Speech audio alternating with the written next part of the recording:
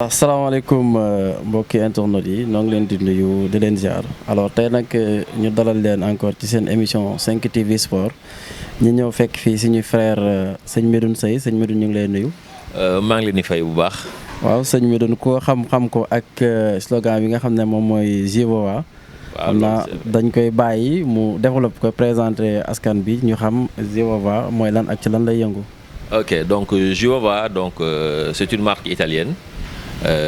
Comme les grandes marques yu ñu xam fii donc équipementier sportif la donc bu nekkee Italie donc comme ay Nike, Adidas et autres donc JVOA mi ngi nekk ça fait presque 5 ans nii mi ngi biir Sénégal. ok donc, mais aussi au milieu de la lutte aussi j'espère que yéen a ngi ci.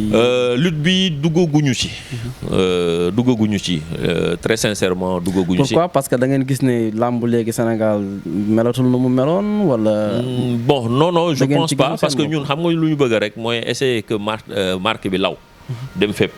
loolu mooy suñu idée loolu la ñu bëgg affaire bi di law dem fépp loolu la ñu bëgg n'est-ce pas donc peut-être amaguñu opportunité pour dugg fa mais suñu amee opportunité dugg donc dinañ dugg parce que on voit que par exemple dañuy gis ne gars yi ils ont besoin ils se mettent souvent en ensemble parce que promoteur de lutte dañuy soxla ay sponsors. waaw dañuy soxla donc pourquoi yéen aussi à votre côté. ngeen jéem a dem gis leen. donc affiche yi moment yi bëri na. comme ça ngeen jëm leen sponsoriser su ko defee aussi yéen seen marque mën a génn. au milieu de la lutte parce que lutte bi aussi ci sport bi la bokk. waaw c'est vrai ci sport bi la bokk. mais comme li ma wax rek peut-être amaguñu opportunité bi. donc nous sommes ouverts ku ñu ñëw ci seet si ñu. expliquer ñu wax ñu naka la ak nan la ñun tamit on va essayer de voir comment faire. ah mais faut pas attendre il faut aussi aller vers eux. certes mooy comme li ma wax rek xam nga ñun par exemple c'est bien vrai que football bi moo ñu xaw a dëxëñ tuuti. ak yenn kii donc mais on est ouvert tooguñu fii pour benn sport rek. comme tout à l'heure wax naa la sport de combat. yu nu kii donc karaté judo et autres là. donc dem ne nag ñoom. donc la lutte également suñu amee opportunité dugg dañuy dugg.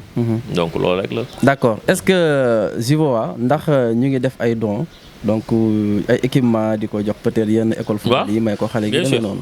parce que amoon na benn JVOA première activité bu mu def. donc c'était avec je pense que l'organisation Almodou. Almodou ça veut dire les talibés. les talibés.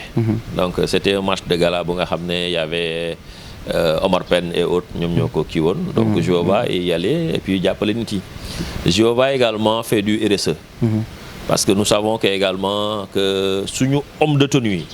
pour tàggat leen dafa am ay objets didactiques. moo leen di servir parce que nous sommes en relation avec yenn comme tout à l'heure wax naa le service militaire et paramilitaire. donc fi leen di former les écoles de gendarmerie les écoles de sapeurs. nous avons une relation benn privilégiée avec ñoom. parce que dañ leen di jàppale ci loolu. c'est important donc loolu c'est important. donc parce que des fois nit dañ naan dañuy jàppale population bàyyi ñooñu te ñooñu ñoo yor suñu kaaraange. effectivement tu vois donc dañ leen di jàppale dañ leen di may ay objets didactiques ay matériels didactiques yu ñu mën a tàggatee suñu ñooñu nga xam ne ñooñu yor suñu kaaraange tàggat leen lu mu gënee donc loolu on le fait. donc tout à l'heure wax naa la affaire kii bi affaire Almodou bi. donc y en a beaucoup de yoo xam ne dañ koy def le social. d'accord mais aussi pourquoi pas aussi léegi même ma yeggali foofu tuuti rek ci social bi. parce que damay liggéey koo xam ne nekku fi. man maay représentant fii nii. il est à l'international. moom mi ngi à l'étranger mais on travaille via WhatsApp affaire yooyu la ñuy liggéey. donc on fait des conf calls on fait tout. mais dafa am loo xam ne dafa important dama koy seede moom mooy toog moom il est tout le temps sur le net day jékki-jékki il m'envoie un lien ne ma yónneel kii dara yónneel kii tel montant pour tel kii. donc parce que des fois dañu koy gis ñu bind ay SOS ay kii. effectivement su ma génnoon sama tableau bi nga xam ne fa laay répertorier tous les dépenses là je pourrais te dire bii aide sociale. d'accord nous faisons beaucoup de social. parce que xam nañ ne loolu tamit daf sa bi baax. effectivement gis nañ le président Macky Sall. d'ailleurs sax ñu ngi war a inaugurer suñu stade bi. bees bi le 22. boobu match retour ñu nag Égypte aussi foofu lañ ko war a jouer xam naa boobu moom la ñu war a du stade ba mu fees. waaw yooxu leen mën leen dóor yu métti. waaw parce que ñun suñu demee Égypte du yomb de. non du yomb parce que premier match bi foofu lay doon. waaw retour bi au Sénégal. donc premier match bi foofu la. te lépp mu ngi joué wu ci premier match bi. lépp fa la lépp parce que naar yi joué ak ñoom dafa xaw a métti. non dañoo saay-saay. dañ foog ñu wax ko dañoo saay-saay. ok dañoo saay-saay. alors Sénégal ci coupe du monde moment bi ñu toll nii ak joueurs yi ñu am. est-ce que jàpp nga ne Sénégal mën na sori ci coupe du monde bi. parce que président Macky Sall d'ailleurs mu ngi leen fixé benn objectif boo xam ne ñu bëri ñu ngi critiquer ne mënul nekk. bon pourquoi pas. mën na ne. équipe bi. pour yow Sénégal mën na diirante mbagg ak équipe européenne yi. ah bien sûr. équipe européenne du ñu def comme Égypte de taxaw di ñu xaar rek. ñoom dañuy song. effectivement donc ñun ku ñu song la ñu gën a mën a fubalal. gis nañ suñu match contre Brésil. ku ñu song la ñu gën a mën a fubalal. match contre Brésil on a joué un match de haut niveau. effectivement un match de classe internationale la ñu joué. match bu am niveau loolu la ñu joué. donc ñun dañuy bëgg ni nga ñuy song. parce que nous avons des flèches. effectivement am nañu Sadio am Ismaïla quand on met le ballon sur le dos de la défense loolu njëkkante la te sama gars yi gaaw nañ de macha allah. mais est-ce que jeu Sénégal nekkul ci milieu terrain bi parce que ñu bëri ñu ngi wax ne Aliou Cissé ay milieu défensif rek lay teg. waaw c'est-à-dire xam nga tu sais moom tax nee naa la Aliou Cissé bon man du ma ne critique la mais il est assez prudent. mooy day sàmm ay këram ba pare. doog a attaqué. mais est-ce que du Sénégal aussi loolu la ñu amoon parce que peut-être benn Pape Gueye lañ fi gis mu ñëw. ñu gis ko muy séddale. mais bu ko mooyee ñu fi am ay Gana Gueye Kouyaté mën na leen jàppale comme ay milieux yoo xam ne dañuy défendre. waaw certes dañuy défendre mais c'est-à-dire dafa am benn loo xam ne dafa am réalité bu am ci kii dafa am benn réalité bu am ci équipe nationale bi. am benn réalité bu nga am ci Afrique mooy sooy jouer compétition il faut nga am ay bagarreurs yu nekk ñoo xam ne dañuy xeex sa milieu terrain. il faut nga am ñoo xam ne dañ koy xeex dañ koy daw. yi nga xam ne tey dañuy souffrir tu vois il faut nga am yooyu noonu loolu soo ko amee donc moom loolu moo dal xelam.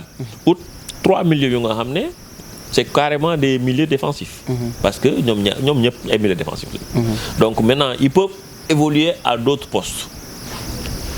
ils peuvent loolu la ñuy def. donc évoluer à deux postes c'est que dañuy ut benn milieu benn sentinelle. ut ñaari relayeur loolu lay jouer. donc parce que Gana c'est pas un numéro 10 Cheikhou c'est pas un numéro 10 donc ils font juste relayeur la ñuy jouer. Nampalys Mendy c'est un numéro 6. donc moom fi muy taxaw noonu suñu ndaama soosu. donc mu gàcce ngalaama luy. wax dëgg yàlla non c'est-à-dire Aliou Cissé day sàmm ba pare. su sàmmee ba pare doog a attaqué moom man je pense que noonu laa comprendre kii bi te c'est normal. Aliou Cissé il a été défenseur. effectivement il a été défenseur. donc normalement c'est bien normal que mu sàmm ay kaam ba pare doog a mën a attaqué. waaw parce que une équipe aussi tamit boo mënul dugal it sa ginnaaw na baax. waaw nag baax. gis nañ ne Sénégal début matcham yu njëkk yi. donc gis nañ ne pour mu gagner ko problème la mais aussi sàmm na ay kaam ay défense am. non doo dugal de. voilà doo dugal de. là aussi lu ci am solo la. non doo dugal. parce que attendez c'est 4 défenseurs non plus 3 milieux défensifs ça fait combien ça fait 7. ah ouais. ça fait 7 joueurs. donc da ngay défendre da ngay taxaw normalement doo dugal. xanaa biwu yaa Cheikh. ak suñu Kalidou Koulibaly. waaw non Kalidou il faut le comprendre parce que Kalidou il est monté tamit en puissance. parce que Kalidou dafa toog presque 1 mois footballul. gis nañ suñu benn naataango mu lëkkale Kalidou Koulibaly ak Pape Abdou Ciss nee na Pape Abdou Ciss il est meilleur que Kalidou Koulibaly. moi je dis non. du man dama naan déedéet bokkuñu sax. Kalidou non bokkuñu sax. gis nañ ko match bu mu joué contre Barcelone. ci Europa League bi. non c'est-à-dire que moo nekk c'est-à-dire moo nekk homme du match bi. du ma kii kenn du ma comparer mais je te dis deux choses. sécurité bi am si Kalidou. ni mu sereiné tax na ba du paniquer si lu bëri. effectivement. Pape Abdou Cissé il a tendance à paniquer. Il est trop dans l'émotionnel. Tu vois. C'est ça la différence entre les deux. mais su fi Kalidou nekkul Pape Abdou il peut venir jouer les matchs. effectivement. n'est-ce pas. donc parce qu'on a vu 2 premiers matchs yi Pape Abdou moom moo joué. man je me disais que bon man su doon may Aliou Cissé damay dem ak 3 actions parce que dynamique bi Pape Abdou nekkoon dama koy bàyyi ci biir man joué ak 3 actions ma def ñaari piston ci kanam man su doon may man la de laay wax de. man su doon man loolu laay. noonu nga koy doxalee. peut-être loolu préparé wu ko. peut-être loolu travaillé wu ko. donc su ko travaillé c'est pas da ngay ñëw ba ci tournoi bi nga ne da ngay inventer ay choses. je pense que Aliou Cissé il est très organisé xam na li mu bëgg. xam na ay plan xam na ne lii laa war a jouer ak nii ak nii ak nii ak nii ça moom dama ko koy bàyyi. d'accord ñun suñu équipe bi xam nañ ne dañoo am problème arrêt de jeu maanaam ku ñuy tirer suñu coup franc yi. tireur koo xamante ni c'est un bon tireur suñu problème la penalty aussi dañ fa am problème te ku ne xam ne dañoo jëm coupe du monde te européens yi dañoo technique. waaw certes non coup de pied arrêté moom dafa am solo. coup de pied arrêté dafa am solo am na match yu bëri match yi mag yi ngay dégg yu bëri coup de pied arrêté moo koy décanté. yu bëri coup de pied arrêté moo koy décanté donc c'est normal que ñu travailler ko davantage donc lépp affaire bi ay wax rek la ay waxtaan rek la. li nga coup de pied arrêté warul jafe man su ma xamee sama nit ki man leer ma ne kii nii su bal bi jógee dina ko bëgg. su bal bi ñëwee fii dina ko jouer donc man. Sénégal est-ce que am nañu attaquant boobu. non on n'a pas besoin d'avoir des attaquants là parce que coup de pied arrêté yi c'est des équipes yëpp a yéeg défenseurs yi tout le monde. ñoo ñëw taxaw nga teg nga jouer n'est-ce pas. donc su loolu amee man étant joueur xam naa ne diw lii mooy fooram. xam naa ne bal bi dama koy war a jouer premier poteau pour mu njëkkante ko. n'est-ce pas donc dama koy jouer si surface bi mu ko bëggee fa laa koy jouer zone bi mu ko bëggee fa laa koy jouer. tu vois je pense que loolu yëpp ay lu ñuy travailler lu ñuy war a defaraat n'est-ce pas. mais on a vu que Bouna corner il est tiré très bien. effectivement Bouna Sarr Bouna corner il doon tiré très bien. gars yi li ñëpp li ñuy wax mooy gànnañ bu doon dër di door kii bi mais ba gànna dugal na fi coup franc. gànna Gueye. gànna nañuy wax. xanaa coup de arrêté yi gànna non kërëm mais loolu la ñuy wax. mais gànna aussi sénégalais yi daanaka nee nañ li noonu xaar ci moom ci coupe d'Afrique bi. non man par rapport ak niveau moo newu ko parce que bu ñu gisee gànna Paris contre Real. yenn match yi voilà il fait un grand match. man li ma doon wax man dama doon wax léegi man gànna benn jour rek laa ko soxla muy final te su final bi il a été présent. quoi qu'on puisse dire. Gana il a été présent ci final. effectivement. man loolu rek laa ko doon xaar. man dama waxoon ñett yi su ñu amee Koulibaly bu ñëw. nekk fi. ñu am Gana bu fi ne. Sadio. c'est fini Edouard Mendy. non jarul sax Edouard ban du yegg si Edouard. su loolu baaxee du yegg si Edouard. ok du fa yegg. donc man loolu laa doon je me disais que ñett yi suñu baaxee c'est fini. équipe du ñu téye. donc Égypte dañoo comme ni ma waxee ay dañoo kàccoor. effectivement dañoo taxaw xaar dëgg mais match bi xanaa dinañ génn suñu génnee ñu xool nag la ñu. waaw mais gis nañu aussi équipe maghrébine yi techniquement dañoo taxaw. waaw parce que loolu mooy seen force loolu mooy seen force xam nga ñoom dañu am tendance par exemple soo taxawee ci ligne bi dañuy ñëw ci diggante ligne yi la ñuy taxaw. foofu la ñuy jouer. yow mi défenseur bi da nga naan non du ma décrocher topp ko dama koy bàyyi li militaire bi da nga naan non défenseur bi mi ngi koy téye. donc yooyu lañ lay may astuce yooyu lañ lay jox ci diggante bi la ñuy kii. man équipe maghrébine yëpp benn équipe laa rek.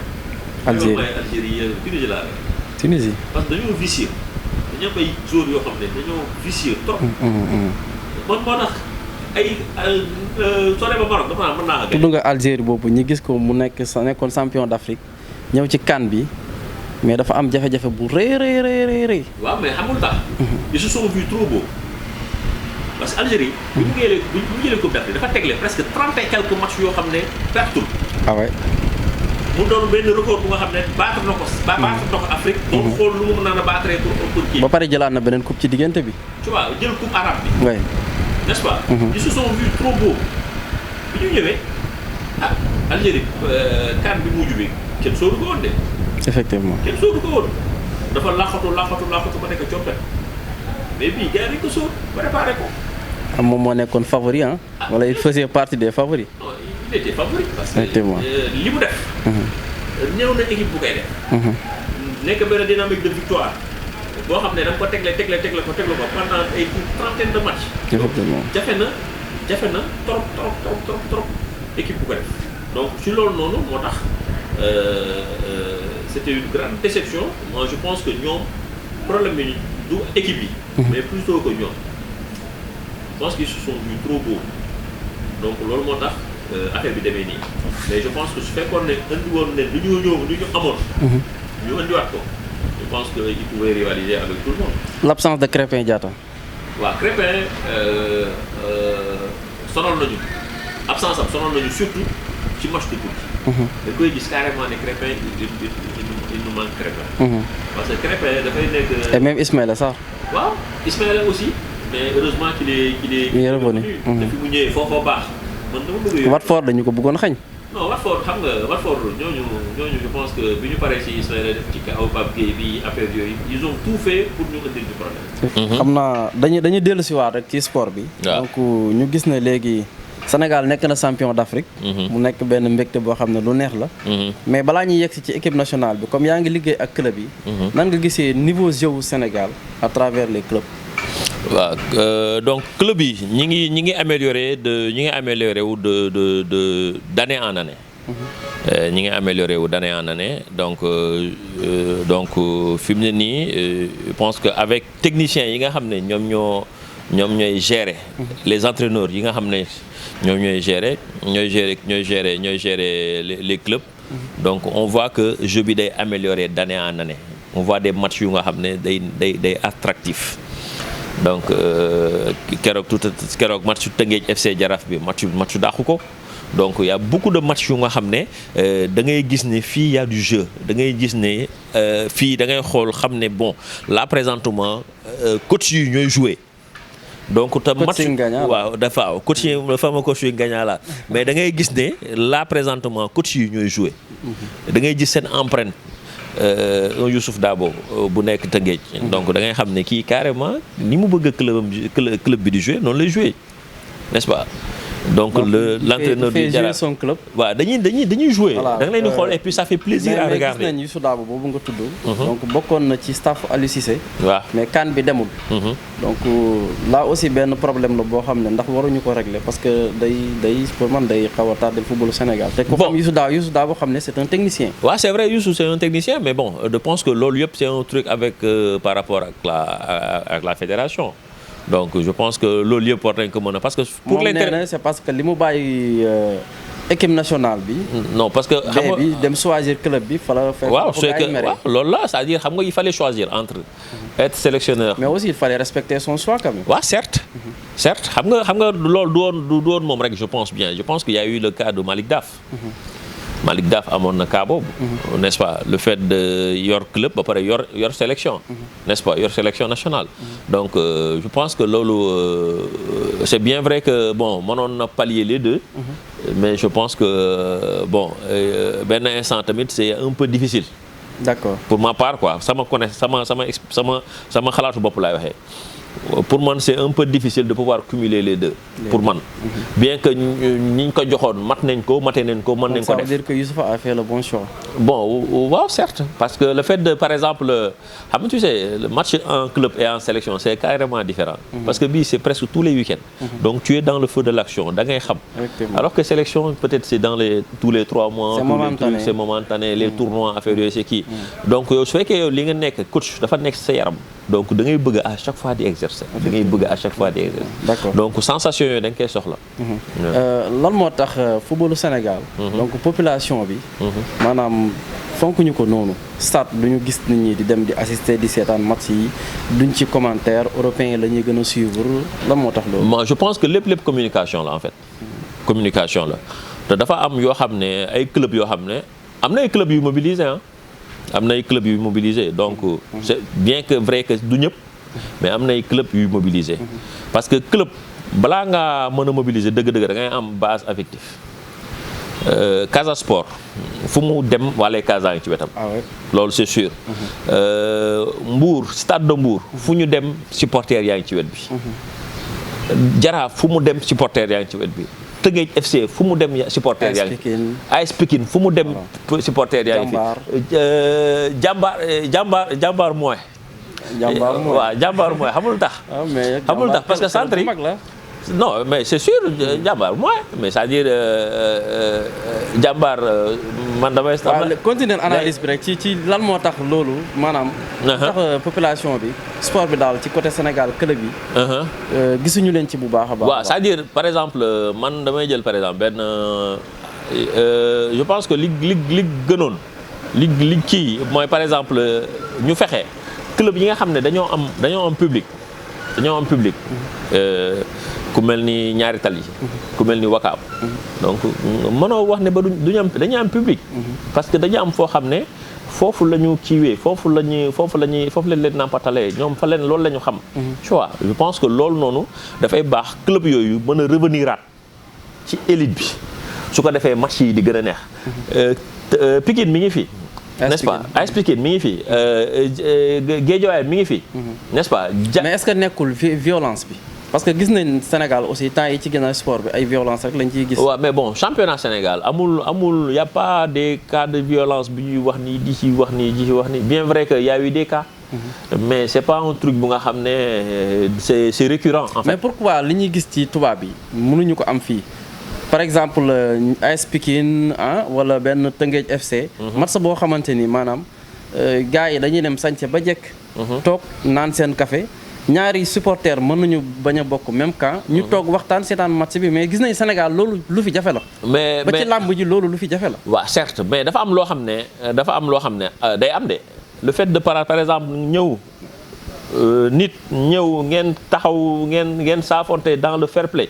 xam nga Sénégal benn mag wala benn kenn ñëmul fi boot doom moom dem na yaa ngi dem seetaani match. waaw certes léegi dama am benn loo xam ne dama la koy jox dama la koy benn anecdote.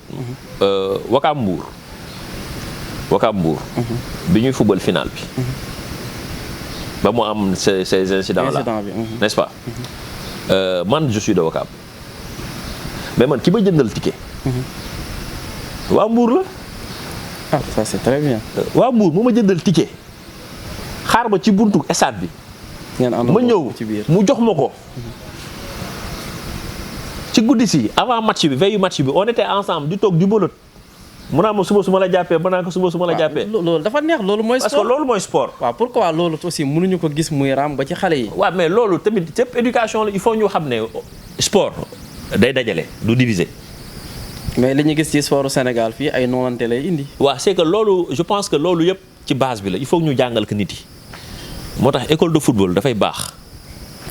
formation bi dafay baax. n'est-ce pas. étude sport. loolu yëpp dafay baax. mais il faudrait que nit yi ñu yar leen ba pare. d'accord ñu yaru. d'accord am na ci solo léegi ñu dellu si ci équipe nationale bi. parce que émission bi mi ngi waaj a jeex. équipe nationale bi donc am nañu ndam. bu rëy bu yàggul ci CAN bi. donc pour yow lan moo may équipe nationale ndam boobu mu am. bon je pense que li ñu ko may. mooy solidarité d'abord mooy solidarité. man j'ai bien aimé par exemple am na benn affiche bu may gis bu nga xam ne les joueurs sont là et Aliou Cissé est devant ici ma affiche boobu bi ma ko gisee ça m'a rendu trop confiant parce que équipe loolu la c'est les joueurs et l'entraîneur bien que y a les staff y a les trucs à côté lépp dafay kii mais je pense que solidarité bokk nañu ci li ñu may ndam li et puis gëm ne coupe bi ñoo ko moom gëm-gëm Aliou Cissé ko ne Sénégalais yi doon nañ ko critique bu métti. waaw mais c'est bien mais il a été très grand. xam nga dafay lenn il faut nga dëgër bopp. pour yow Aliou Cissé il a le niveau wala chance bi rek la am nii. non il a le niveau parce que Aliou Cissé quoi qu'on puisse dire il a un résultat positif ci équipe nationale bi de suñu xoolee résultat rek. bañ a xool nit ki wala xool nii. parce que depuis gis nañ ko bi mu jëlee équipe bi ba léegi Sénégal mu ngi sur le toit de l'Afrique. waaw mi ngi sur le Sénégal mu ngi aussi nekk équipe boo xam ne li mu am ci ay ndam. ci Aliou Cissé. amu ko feneen je pense que bari na. amu ko feneen c'est-à-dire Aliou Cissé il faut le laisser travailler critique yi baax na ci parce que il faut ñuy critiquer des fois match dina am après doo ngay gis ne bon l'équipe a mal joué l'équipe kii mais ji nga dëgër bopp boobu noonu moom moo ko may li mu am nii. il faut nga dëgërle. d'accord mais ñi ngi koy sànni xeer que ne. moom donc locaux yi. daanaka gëstuwu leen. bon pourtant mi ngi gëstu locaux yi. mais man à mon avis benn ñaar te loolu. la nga bëggoon mu indi ñett encouragé wul xale yi bu baax a baax te gis ne Sénégal. talent mi ngi fi. waaw la nga bëggoon mu wala boog ndax équipe Sénégal niveau bi moo toll foofu. bon je pense que déglu naa benn kii interview Cheikhou Kouyaté muy wax ne locaux yi. ñoom seen wàllu bopp dañuy gis ne kii dafa baax kii nii mënu dàquñu ko. mais na liggéey rek mooy seul mooy kii bi ah. d'accord mooy affaire bi nañ gars yi liggéey. ñu ngi jëm ci barrage yi. pour qualification coupe du monde bi ak Égypte. suñu match aller ñu war ko football Égypte. moo war a doon aller ak retour. ndax am nga yaakaar Sénégal mën na ci génn contre l'Égypte. ah bien sûr. après l'avoir battu ci CAN bi ak final bi. dina metti. mais incha allah dañ ciy génn. parce que seen gardien bi nee na donc dinañ def le tout pour que champion d'Afrique bi seetaan coupe du monde bi ci télé bi. man dama am benn affaire bu ma bëgg a lancer gardien bi. moom na fexe ba titulaire parce que moom du woon titulaire de remplaçant la. effectivement moom na fexe léegi su waa ji wéree moom dina football. bon loolu moom si ça dépend ci ko suba. waaw donc mi ngi noonu léegi c'est un grand gardien. waaw na lijjanti loolu. moom fi mu ne nii problème am mooy lan ndax dina nekk ci parce que c'est lui c'est le numéro 2. effectivement c'est le numéro 2 de l'équipe. donc maintenant na jéem a xool ndax moom dina titulaire ba pare. aussi mu ngi évoluer ci benn club bu Afrique. ah certes mi ngi Zamalek di jouer di kii. voilà dafay wane européen fi ñu teg rek. teguñu ñu fenn pour ñoom rek ñoo am seen i kii quoi pour ñoom rek la donc mais c'est assez dommage. mais alhamdulilah bi ñu ngi ñu coupe bi. donc boo doon jox Aliou Cissé benn conseil pour ci match barrage yi. pour ñu génn ci parce que balaa ñuy wax coupe du monde il faut ñu génn ci barrage yow ban conseil ngay jox Aliou Cissé pour ñu jaaree fa tëj émission bi ndax waxtu bi jeex na. Aliou Cissé. sa dëgër bopp bii nii. boo la ji continuer dëgër bopp bul déglu kenn. waaw merci sëñ Medoune. waaw merci ñu ngi lay gërëm di la sant bu baax a baax. ok merci.